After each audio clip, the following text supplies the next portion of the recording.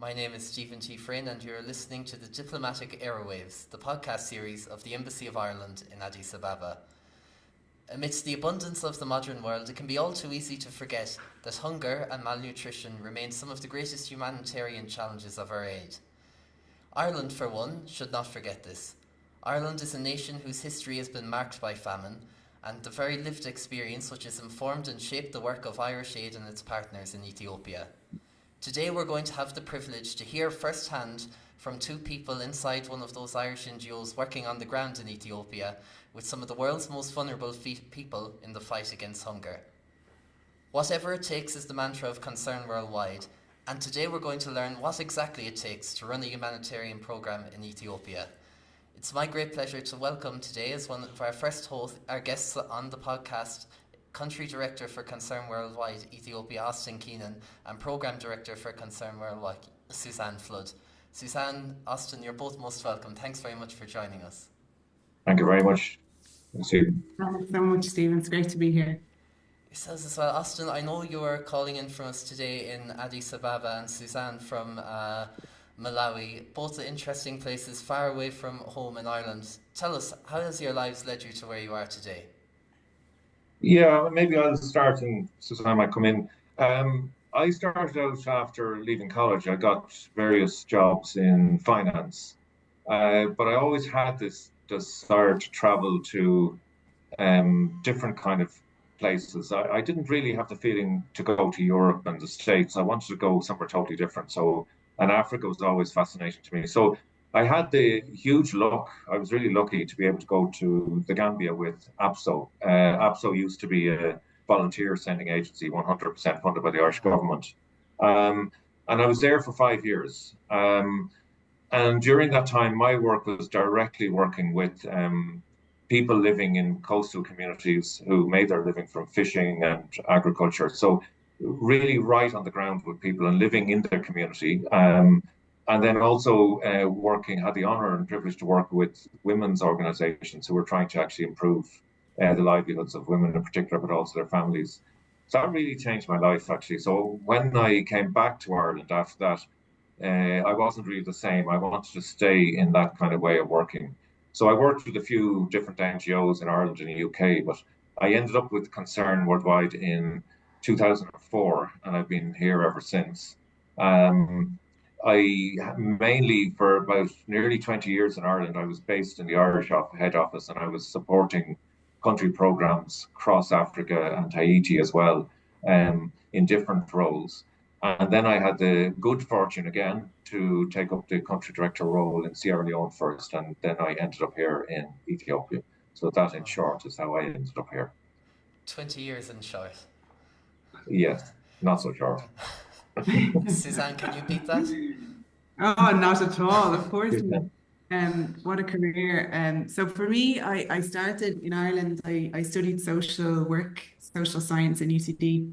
I actually worked as a youth worker in Ireland for a few years.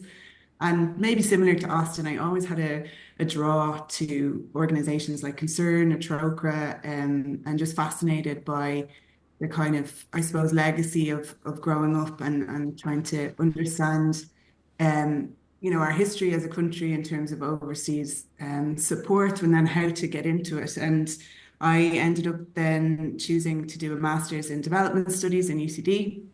And through that, actually, one of my best friends was Ethiopian, and she was part of the Irish Fellowship Programme that Ireland supports, one of the students in my class, and she's Ethiopian and worked for the Ethiopian government. So then in 2007, I did my master's in Ethiopia. I kind of stayed with her and actually some Irish nuns at the time as well. And that was my first intro into development. And after that, I worked for an organization called SUIS, a volunteer sending organization for a few years, and then came to Malawi with Trócaire in 2015, and then worked there for a number of years in Trócaire in Zimbabwe, and then after that went to Jordan for 4 years during the Syria crisis. and then back, and I've joined Concern in 2020. So I've been with Concern for 6 years. And over that time, I became a mum, and a mum of four. So in terms of my kind of journey, I think it's been, from college, but many different countries, and now live with my family here in Malawi. So, yeah. Wow. And for both of you now working in Concern, for Irish listeners back home, how would you describe Concern for those not familiar, and what is its key work as an organisation?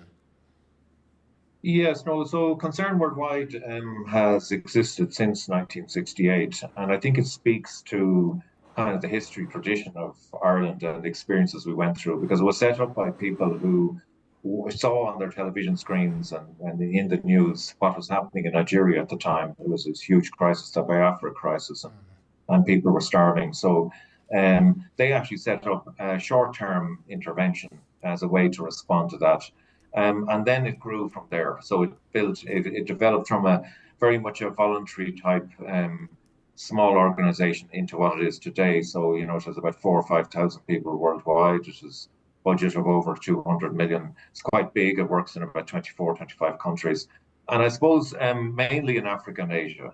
And I suppose really if you want to summarize what Concern is about, it's very much and this is why I stayed with Concern, because the mission is very much about supporting people who are living in extreme poverty in their own efforts to improve their livelihoods and make major improvements. So it's not about Concern coming and handing things out. I mean, that was part of it, but we're moving very much away from that. And also we want to see, ideally, the work that we're supporting communities with would last and remain without Concern having to stay, so that we're always trying to think, how do we actually exit? We're not always successful at that, but that's the intent. We try to go where the needs are greatest. We talk about hard to reach areas, and we really work. Okay, there's the saving lives, which is the emergency response, but there's also kind of helping people develop livelihoods, and support people to recover from emergencies and help them in their own efforts trying to build a long-term resilience to the different types of shocks that they face. For instance, in Ethiopia here, climate change is having a huge impact here, and people are having to adapt very fast. I mean, people are extremely resilient here, but they're having to adapt faster than they used to. And that's something, Concern is standing with them, trying to support them in that struggle. And Austin, you mentioned there exactly how you're talking about the resilience of people in such a fragile and challenging context. What about yourself, though? What motivates you to come and work in these kind of environments? Yeah, I mean, I think, and this goes back to my time in the Gambia, because I did meet people who are really struggling. But I think it's a sense of feeling privileged, because I've seen, how people are having to literally, their resilience in actually carrying out their lives. And this has really motivated me, because it's actually, I've always wondered, how would I survive in certain places? In a place where there's a drought and there's no water, how would I survive? How would I, support my family? But people manage it. They try all sorts of different things. And I think it's just a sense of, well, I want to be alongside them. And I'm not always on the ground. I'm a country director, so I'm a little bit removed in some ways. But, we have excellent teams. And that's the other thing. The teams really support and really motivate me. But I think the primary thing for me is the honor of working with people who are, you could say, on the front lines of climate change and these other things through no fault of their own. They didn't create the problems, but they really strive to, they think of their families and their children, etc. And there are problems like conflicts. I mean, we know that, and Concern works in context of conflicts, but the individuals are always trying to get through that and, deal with that and get to the other side. So that's really what motivates me. So I don't know, Suzanne, you might want to, you might get to add to that, or I see you no, I nodding over think there, it's Suzanne. Tell us from your side. absolutely. It's so similar in terms of the kind of shared humanity that you have, and Austin mentioned privileged, and I know, that many people in Ireland, don't have the chance like we do to sit with mothers and families from places that are just incredibly tough. to have been born in, you know. And I think that what motivates me is that just, you know, because of where we live, because of where we were born, we're lucky enough to have resources to be able to, as a country, do our part. And for me personally, you know, definitely the connection, the empathy to having seen and met with families and people who are doing such an incredible job in such tough circumstances. But as a mother, I feel like it's kind of deepened my connection to, particularly to mothers, and to see, you know, the same fears as a mother, you know, to watch your child grow, to be watching every moment, to try and really do everything you have in your power to support that child. And I want to be there with mothers, in particularly in this part of the world, and the program I currently work in, which I can talk about, which is looking at mothers. But yeah, I'm very, very much motivated by that. And I think it's maybe to do with Ireland's history, I mean, ancestry, and our connection to somehow a shared experience of famine and conflict in our island, you know, and that we know that that just by virtue of where you're born shouldn't determine your outcome. So yeah, that's my personal motivation at the moment. Absolutely, I really like that, the way you can reflect and see the empathy, and I think it's something that across a lot of Ireland's work and Irish Aid's work in countries like Ethiopia, it's so important to reflect on our own history as a country, and informs how we engage here. And I suppose that brings me to my next question. Working in a country like Ethiopia with mothers and children in these challenging environments where famine and hunger is often rife, what exactly does your work look like in these kind of contexts? Sure, I can speak for my current role. My current role is director of a program called the Hanano program, which is a multi-country, 3 countries, Somalia, Ethiopia, and Kenya, focused on an area called the Mandera Triangle. And the real purpose of the program is to prevent what we call child wasting or acute malnutrition. And you know what that means is when a child is severely malnourished, they are too thin for their weight rapidly. It means that they are, you know, at risk of death, essentially, from any common illness. And the Hanano program, supported by Ireland, is part of a wider initiative globally to just prevent this child wasting or acute malnutrition. It's completely preventable. It's something that, you know, and again comes back to Ireland and the famine, that is preventable. So working on this program is part of that. It's 15 million investment from Irish Aid. And this, I suppose, scale is that we reach about 300,000 people across this area of the world called the Mandera Triangle. It's an area that has been really tough in terms of hit by recurrent droughts. So people rely on the rains to grow crops, to grow crops and feed their animals. It's an area that's really fragile in terms of conflict, you know, international borders, but one community sort of, you know, we know ourselves about the challenge of borderlands areas, and that's you know, an area that's really fragile and delicate. And the program itself, with 105 communities, we look at the family as the center. So the mother feeding her children and how that works. Do they have access to clean water? What kind of livelihood opportunities or what kind of income can the family be supported to sort of improve or increase their family income? And how does that work to make sure that children have the, you know, right diet, safe and you know, access to clean water, as I said, and making sure that we're working with the fathers and mothers to achieve that. So that's the Hanano program, an example of the program I work on now, but many similar programs across concerned countries and Ireland funded.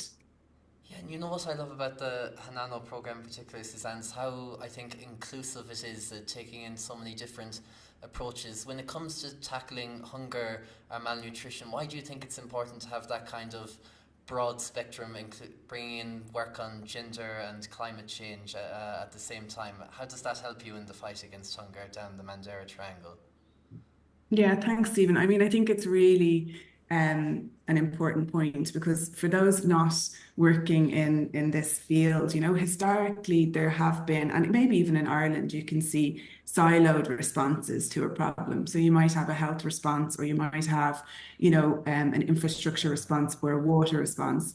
And we know that people don't live like that. We don't live in isolation. If you're, and I think in our own country and many countries, you look at this integrated system of how do we support the family, and access and access to food cross-cuts everything. Like if a child doesn't have a health center nearby, doesn't have access to, vaccines, immunization, and also doesn't have clean water, income, we have to look at it with the lens of what this whole system needs. And I think, just to mention, we don't do this either ourselves as Concern. We have, local organizations and partners that are really aware of what their own needs are. And then we work with, government, local government, and local partners sort of to facilitate that. But in answer to your question, it's, often responses or interventions can be siloed. And this program is an example of where we bring everything together and we focus and make sure that the family and the mother and father and child is at the center, and everything we do kind of, centers around that. Absolutely, and I think that's a super interesting part about the project. What makes it so important to work with local leaders in the community, and how do you overcome the intercultural challenges that come with that as well? Maybe just to come in on that, Sure.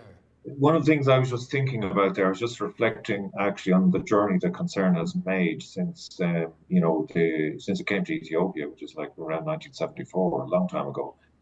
And in those days, the thinking was very much around Irish people volunteering, Irish people bringing things, and that was very much the focus. And there was a need, because the country was going through a famine at the time, but it has overcome that by its own efforts and supported by international organizations like Concern and others. But we've come from there to now a situation where, for example, Concern Worldwide is employing nearly all our staff here. We've about 290 staff here. 2 of those staff are Irish. So we've come completely a long way. And now we're going, and over the past few years, we're going further. And this talks to your point. What we're seeing is that it's not enough for Concern Worldwide to be engaging directly with the communities. It's very good, but it's not enough. We need to actually work with local institutions. So the partner, Suzanne touched on this actually in her response. We work with a partner called Pastoralist Concern. So they were set up to work with people who lived from, migrating with their animals, their livelihoods, which was the ideal response to the context that they live in. And now it's kind of shifted, as Suzanne said. People are living from farming and other things in the Mandera Triangle, as well as looking after animals. But that organization is rooted there. It's still there. They know how things operate. They have close connections with the community. So we work and support them. In addition, we actually, we do what we call capacity sharing. So we're learning from them, because we're not experts at working with these communities, the specific communities, but they are. And we bring other expertise, the technical expertise in the area of nutrition, for example. So we're actually sharing ways of working and skills between us. And I think we're seeing huge impacts from that.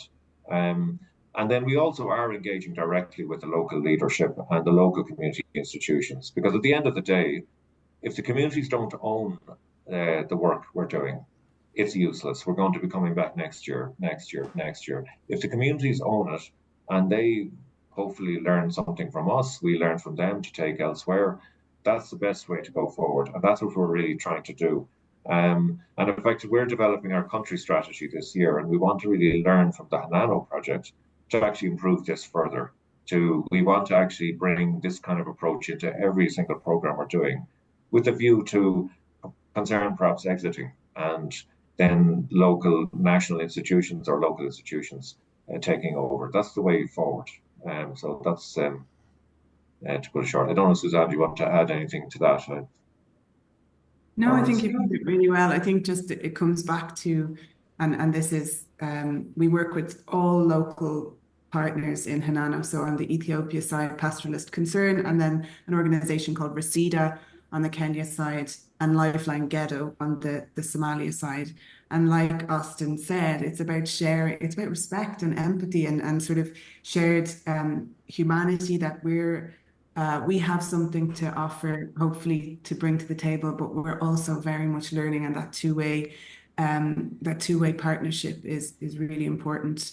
And I think that, it's about kind of building trust. So we are 2 years into the Hanano program now, and we have built that trust and strong relationship with the communities through the partners. And I think there is something about, certainly with Concern, and maybe I would say Ireland, that we do manage to, I think, build those relationships. We often hear back from partners who work with other organizations or other countries, maybe, that we do have a unique sort of that their experience with Ireland, with both Irish Aid as a donor or Ireland Concern as an organisation, is particularly valued, and I think that is by the way that we work together. So certainly in this programme, the relationship with Irish Aid and how the partners have been to the embassy, they've met with the ambassador. They feel like this is not just concerns top down. We get to meet with the high level officials, and then you stay there. It's very much like bringing ourselves, as a team together, and sharing that, sharing that responsibility and journey, and that's unique in terms of Ireland, and I'm very proud of that. So yeah. Absolutely, it's all really about the ownership at the end of the day, isn't it? And I think it goes back then to what Austin said. If we want to be moving in the direction of sustainability and not looking at coming back each year, people I think often think humanitarian work is long term. Ideally, if humanitarian work is done properly, it should be in the short term and be able to move out and hand it over to the other partners. So I think that's really important in that aspect. But I want to unpack this a little bit further. We're looking at the micro level. Maybe let's take it back to the macro level. I wonder if you could tell us a little bit about your relationship with the donors and the international community in the last few years, how you've been able to continue the work of concern in Ethiopia in a context where so many countries are scaling back their funding for these kind of projects. Okay, no, thanks, Stephen. So, no, and that last point you make is a huge challenge for us all. But again, one of the things I want to mention is that the support of the Irish people through direct donations, and the support of Irish Aid through the government's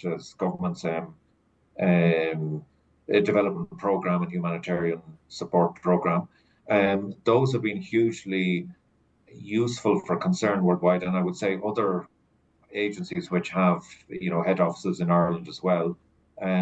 It acts like an anchor for us, because it means it's fairly assured basis that we have, and we're actually able to utilize that. We can actually do programs, and then we can actually go to donors. We show them what we've done. So, for example, we have funding which is finishing up at the moment, but we funding from the US government for some number of years. We also funding from the European Union through ECHO, which is the humanitarian arm. And we've had funding from World Bank in the past and others. Now, we've only been able to secure those funds in the past through the fact that we're able to be on the ground and operating. with secured funding from the Irish people and the Irish government. So that's just I want to make that point. Um, Sadly, however, in the past couple of years in particular, but it's been a bit of a longer term trend, there has been this trend of saying, and I can understand it. I mean, people are saying, okay, we've been giving money and our governments are giving money to Ethiopia and other countries, for example, for so many years. We need to look after our own. Why is it taking so long? I mean, I would just say to that, and this goes to your point earlier. I mean, it is a long-term process. You cannot, in 1 year, support people to solve all their problems at once. It takes decades. And if we look at the example of Ireland in the past, since independence, it took us decades to get to where we are now. So it's a progression. And it's not it's not something that goes in a line, get better every year. It goes forward, it goes backwards, it goes forward. And um, I think it is a pity, but there is this sort of thing where people are saying, well, perhaps governments should cut back and put money, and sometimes it's into defence, etc. But we would argue that actually, if you put money into humanitarian work and development work, you're actually addressing security issues as well. So it is a struggle, and in fact, at the moment, we're making very hard choices here. So we have a significant drought in the south, in the Somali region, where the Hanano project is happening in Ethiopia. And we're having to make very hard choices. So we got some funding from the Irish Aid, and want to take this opportunity to thank you and the people for that, the people of Ireland. But it's not enough. So we're having to decide, where do we go with that money? I mean, it's quite limited. And other agencies, all the agencies are facing the same issue. One of the things that Concern Worldwide is doing is we're playing a key leading role in the coordination among NGOs. So we're in the coordination mechanisms where we're trying to come together and say, where are you operating? We avoid going there, trying to sort of share and trying to use the limited resources better. That, I suppose, is an opportunity that we have in this context where funding has been reduced. But we have seen it in this last year. Nutrition supplies, hugely needed nutrition supplies, stopped for a period that affected millions of children and their mothers. Thankfully, that was restarted again, and we just hope that will continue. But really, a message is, and I think the Irish government and the Irish people have a real good role to play here, because you punch above your weight, quite frankly. The impact of the Irish embassy here in Ethiopia is high. And I think, given our history, really to advocate with other donors, don't give up. It is a long-term thing, but gains are being made. Countries are moving on. The Ethiopian government is really trying to push ahead in terms of resilience and building development, and that's something we will continue to work with on. But just to say, don't leave the stage. That's what I would say. We are going through this difficulty, but hopefully together we'll work through it. But we need the resources, the support of people in whatever way they can give us. Thanks. Maybe I can just add to Austin's point there, Stephen, if you don't mind, because I think Hanano is a real practical example of where we saw the impact of the cuts, particularly the last year. So in Hanano, through that, the 100 communities that I was talking to, just to try and give a picture for those who are sort of outside the sector, there are 100 communities, and we would have mapped 61 health centres, very basic, some of them very basic health posts. But when a child is acutely malnourished, is dangerously thin, they would then go to that health centre and receive the RUTF, or the emergency nutrition supply, and ultimately that saves that child's life. When the cuts happened, those 61 health centres, we had complete cut off of that life-saving nutrition supply, where we thought that each health centre, and I think in practical terms, like I said, we have our teams who are working in the communities, our partners, and they're bringing children to health centres, and there is no supplies, and they're moving then to the next health centre, So when we come back and talk about already stressed environments where women are walking 3 hours for water, next thing you have a child. And I think if you are empathizing with communities, and you can feel the impact of that on a mother who already had a very difficult, life and scenario, and now even the most basic services aren't there.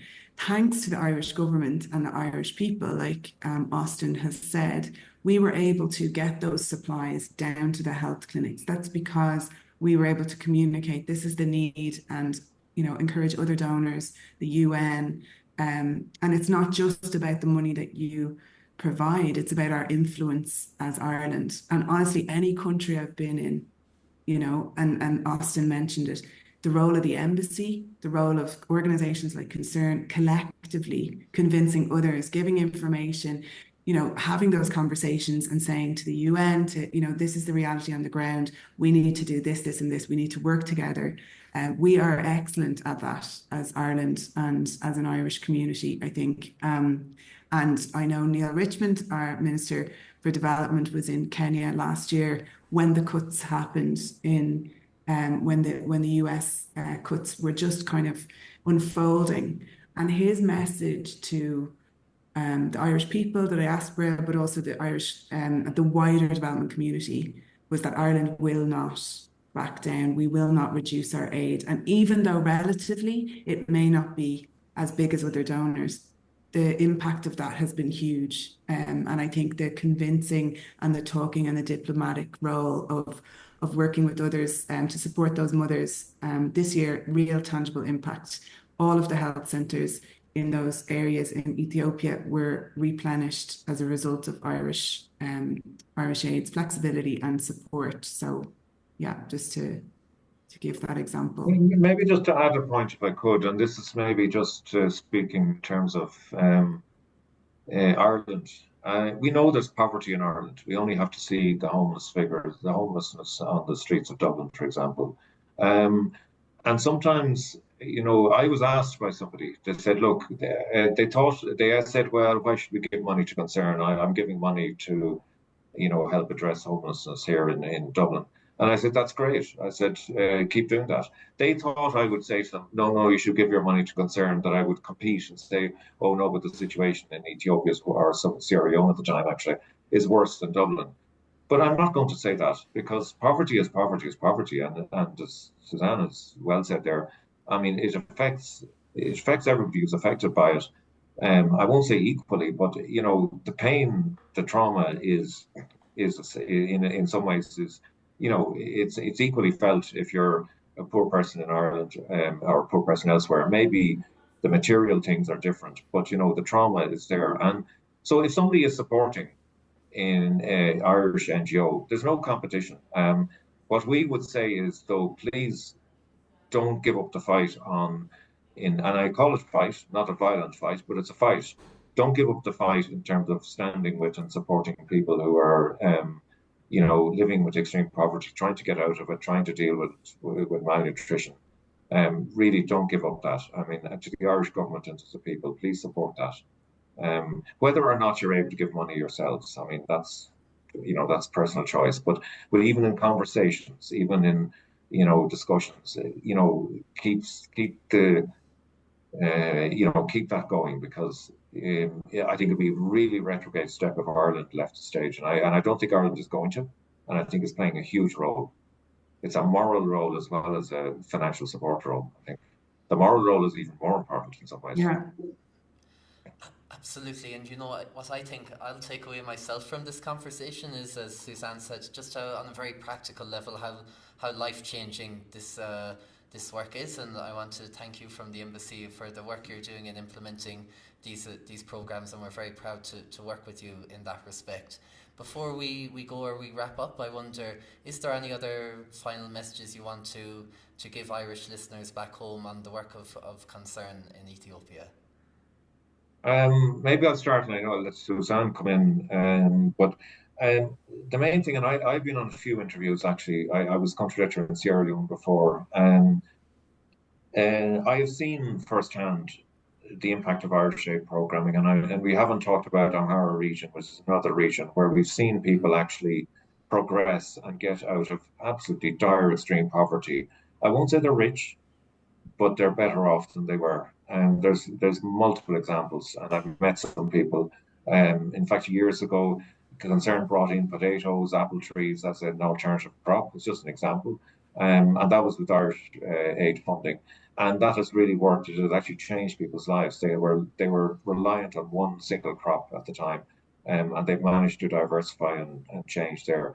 So I think thank you in capital letters is the message I want to give, because I think sometimes it's easy to take people for granted, and okay, I'm here, I'm of the honor and privilege to be here as a country director. But the people who are really, the people on the ground here in Ethiopia and the people on the ground in Ireland who are actually supporting in whatever way, and yourself, Stephen, and your colleagues. I mean, without that, we would have very limited success, to be quite frank. So really my message, I think I've said everything already from my side. I just want to say a huge thank you again to the people, and just please keep, keep with it. It's not, yes, it's long term, but improvements are being made, progress is being made. So, and being led by the people and governments of the different countries. So please, I would appeal to Irish people, keep with it in whatever way you can. Thanks. And maybe just to add that,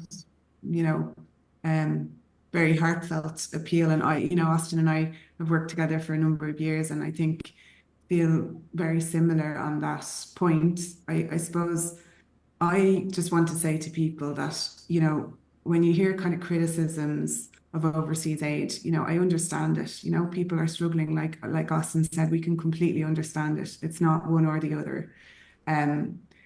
I know for a fact, and I feel privileged to know this, that the work and the money that's spent with from Ireland, from Concern, is targeted at the most vulnerable communities. We are intentional, we use evidence, we learn, and we've seen direct results. I've met mothers a year ago whose children were in the clinic who wouldn't have survived.